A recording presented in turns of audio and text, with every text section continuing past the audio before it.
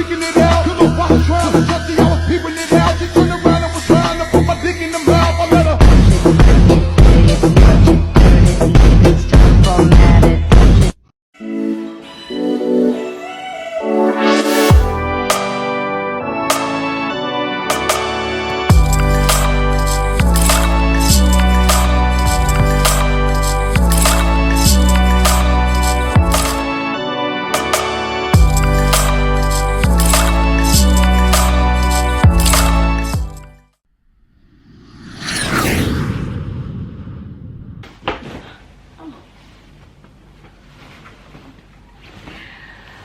Oh my god, long time ago.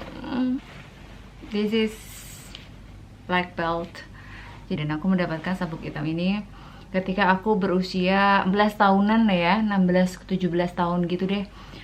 Kelas 2 SMA gitu aku dapetin sabuk hitam karate di dojo Banyuwangi, Jawa Timur, tapi ambil ujiannya itu waktu itu di Bandung. Jadi karena kita ikutnya adalah Bandung Karate Club, jadi saat itu aku ujiannya ya ujian sabuk hitamnya itu di Bandung langsung. Dan tapi dari dojonya atau tempat latihannya aku itu di Banyuwangi di Jawa Timur, dan aku menjadi wanita pertama yang memegang sabuk hitam karate di saat itu. Jadi sebelumnya aku tuh belum pernah ada yang sampai sabuk hitam. Kalau biasanya mereka tuh rata-rata sampai sabuk coklat gitu. Jadi aku saat itu tuh jadi pemegang pertama. Jadi sebuah achievement pertama kali yang membuat aku super bangga ya sama diri sendiri saat itu, saat saat SMA gitu. Betul aktif banget, banyak melakukan kegiatan yang dari basket, kema, pramuka, OSIS gitu, macem-macem deh. Bahkan ya alhamdulillahnya sih kelas itu masuknya ke kelas unggulan gitu-gitu. Tapi ya kayak nggak pernah ada prestasi yang bener-bener aku bisa proud of gitu. Karena kayak waktu basket gitu berapa kali sih kita ikut turnamen tapi nggak pernah juara satu. Terus ya itu kan juga tim gitu kan, chief sendiri gitu, bener-bener kita berjuang sendiri saat itu, apalagi masih muda, terus dan ngerasain kayak berat banget gitu rasanya waktu ujiannya ke sabuk hitam itu. Jadi kayak betul-betul I'm really proud of about this. Ketika aku udah dapetin ini tuh kan secara legal gitu, di dojo tersebut tuh aku diberi kepercayaan untuk bisa mengajar secara rank karena kan udah sabuk hitam. Jadi saat itu tuh mengajar adik-adik kelas yang atau teman-teman yang mereka memang belum sabuk hitam. Dan di situ mulai belajar yang namanya tanggung jawab, karena kan berbeda ya ketika kita latihan dengan kita menjadi seorang asisten pelatih lah, itu kan berbeda secara mental gitu. Dari situ mulai belajar yang namanya kepemimpinan. Terus aku juga sempat kayak berpikir sih kayak aduh kenapa sih karate itu berat banget. Sempet kayak ngerasa kayak gitu, ada titik jenuhnya juga kan, udah kayak sabuk hitam terus kayak aduh latihan ini tuh berat. Sebelum aku memutuskan jadi pramugari itu aku kayak berpikir pengen jadi kayak polisi, pengen jadi ya, wara tentara gitu-gitu, atau enggak kuliah kerja di kantor. Itu tuh kayaknya it was my dream gitu, kayaknya perempuan banget deh, kayaknya cantik gitu. Terus ya ketika kelas 3 SMA dan aku memutuskan untuk pengen jadi pramugari, itu kan apa ya, dari yang biasanya tomboy abis, super tomboy, dan aku masih inget banget tuh bener-bener tangan aku tuh luka itu di mana-mana karena kan kayak push up aja itu dulu kayak pakai kayak gini kan. Jadi ini misalnya tanah itu, jadi push upnya aku tuh kayak gini. Itu tuh dulu tuh aku bisa loh. Kalau sekarang jangan ditanya ya. Ini dulu aja push up aja kayak gitu. Jadi ini tuh kapalan tuh udah bukan main deh. Terus ya sini karena kan kadang mukul papan atau bata gitu-gitu latihan gitu kan, atau di sini. Oh pokoknya luka-luka semua deh. Kaki juga. Terus tiba-tiba pengen jadi pramugari. Jadi kayak bisa imagine aja kayak beda dunia. Dari yang tadinya tomboy terus tiba-tiba kayak bermimpi untuk menjadi seorang pramugari yang ya elegan ya, dan Tapi ya karena aku bener-bener have no idea saat itu, nggak ngerti mau apa yang perlu dipersiapkan, apa yang perlu dilatih, dan pramugari itu sebenarnya seperti apa, itu jujur saat itu aku kayak have no idea sama sekali. And ya udah kayak yang pede-pede aja gitu, pede-pede nggak jelas, gampang lah ya merubah dari sikap tomboy tiba-tiba ke cewek banget itu.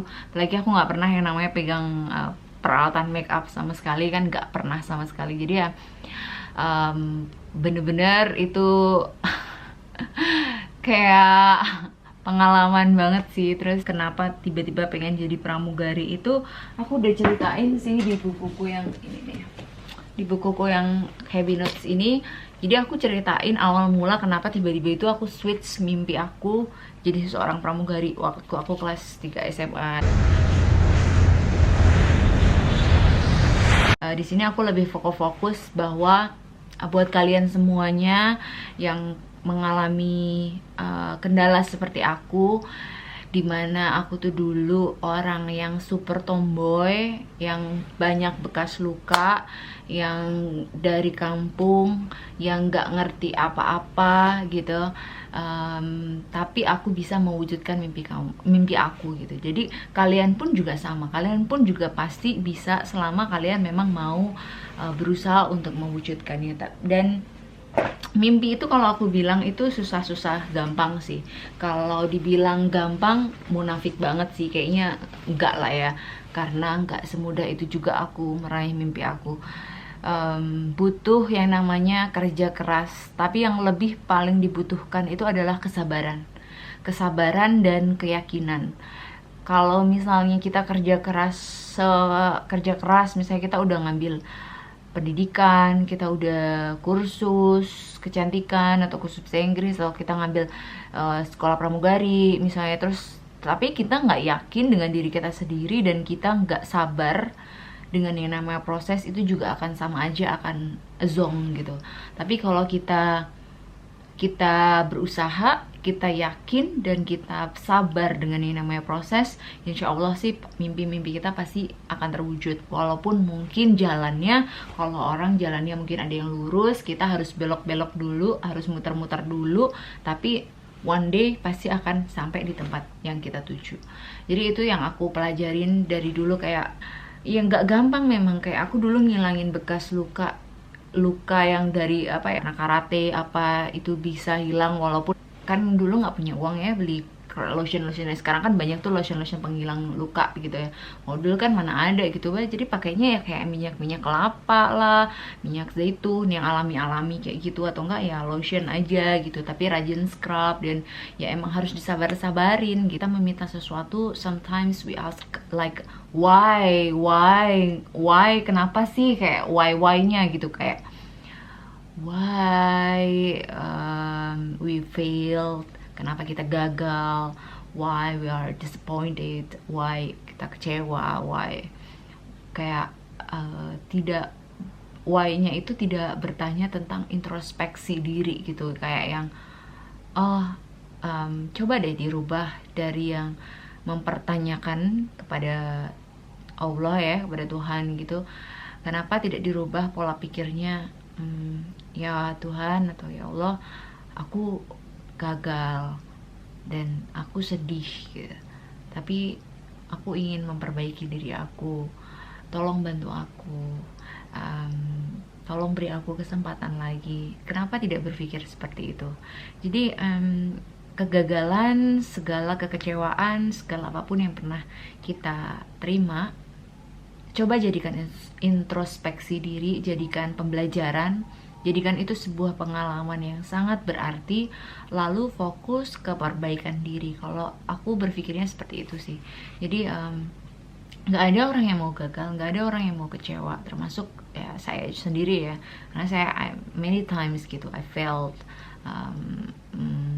disappointed, many things happen, but in the end tuh aku selalu berpikir lagi bahwa ya kalau memang udah jalannya kayak gitu, mau gimana lagi gitu. Memang mungkin memang harus seperti itu, mungkin memang harus harus aku lalui hal kegagalan itu supaya aku bisa mendapatkan hikmah yang lain macam-macam. Jadi ya dari situ sih lebih berpikir, lebih banyak menerima, lebih banyak dari situ tuh membuat aku menerima sebuah kegagalan dan kekecewaan itu tuh nggak nggak berat ya. Jadi kalau kalau kalian tanya gimana caranya mengatasi rasa kesedihan atau kekecewaan atau apa ya, saran aku ya cuma itu aja sih, bahwa nggak ada orang yang mau fail, nggak ada orang yang mau gagal, nggak ada orang yang mau kecewa.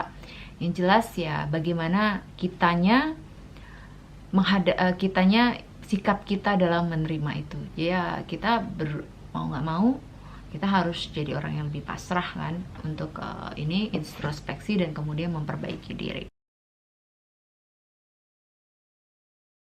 Dan ya alhamdulillah sih sekarang aku menemukan bisnis yang benar-benar atau karir lain yang benar-benar aku sayangi dan sukai, pelatihan pramugari yang aku dirikan yaitu Red Wings di Banyuwangi.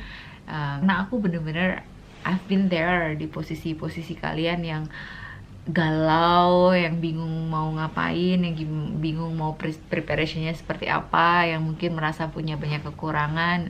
Ya I've been there, jadi I put myself on your shoes gitu. Jadi ya aku tahu bagaimana rasanya. Jadi ya makanya kenapa aku bikin Red Wings yang konsep pelatihannya itu singkat dan berharapnya itu kalian belajar benar-benar apa yang kalian butuhkan untuk bisa lolos seleksi dan bisa diterima di maskapai.